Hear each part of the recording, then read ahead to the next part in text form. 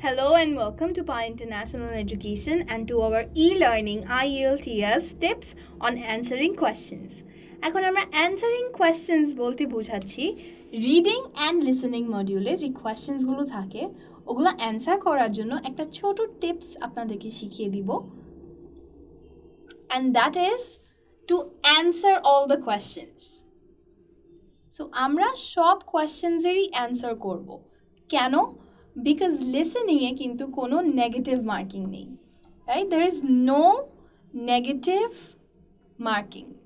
So আমরা try করব যে 40টা কোয়েশ্চেন্সেরই অ্যান্সার যেন আমরা দিই, এবং ইফ উই গেট লাকি তাহলে কিন্তু আমরা এক্সট্রা মার্কস পাবো। কিন্তু যদি আমরা ব্ল্যাঙ্ক রেখে দিই তাহলে কিন্তু ওই এক্সট্রা মার্কস পাওয়ার যে চান্সটা ওটাও কিন্তু থাকবে না। রিডিংয়ের জন্য আমরা কি করতে পারি? সো রিডিংয়ে আমরা যখন গেস করে অ্যান্সার্স দিব তখন we will try to make the best assumptions.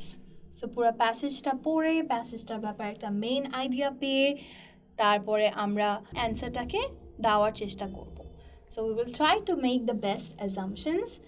Also যখন আমরা ট্রু ফলস নট গিভেন করি তখন সাধারণত 5টা কোয়েশ্চেন্স থাকে এবং 5টার মধ্যে কিন্তু একটা অ্যাটলিস্ট নট গিভেন হয়ে থাকে।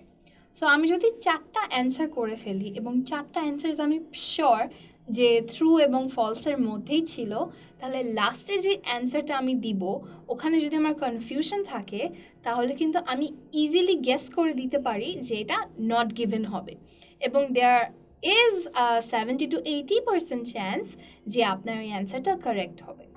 সিমিলারলি যখন আমরা লিসেনিং করছি, লিসেনিংয়ের সময় আমরা সবার আগে ভালো মতো ইনস্ট্রাকশনস পড়ব। সো ইনস্ট্রাকশনসে কিন্তু লেখা থাকে you can write 1 word or you can write 2 words only or you can write 3 words only. So যখন আমি ব্ল্যাঙ্কে অ্যান্সারটা বসাবো তখন আমি যদি খালি একটা ওয়ার্ড ইউজ করতে পারি তাহলে কিন্তু আমি একটা গেস করে অডিওটা শোনার পরে এবং পুরো সেন্টেন্সটা পড়ে কনটেক্সটটা বুঝে আমার যদি মনে হয় যে হ্যাঁ এই অ্যান্সারটা কারেক্ট তাহলে আমি একটা ওয়ার্ড গেস করে বসাতে পারি, অ্যান্ড উই নেভার নো যে আসলে অ্যান্সারটা কিন্তু কারেক্ট হয়ে যেতেও পারে।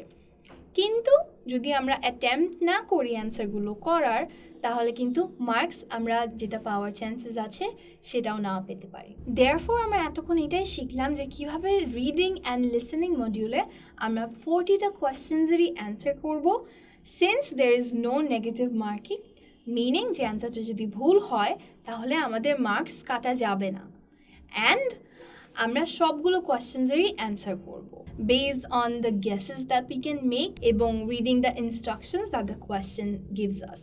Thank you so much for watching this video and we hope that this tip was helpful for you.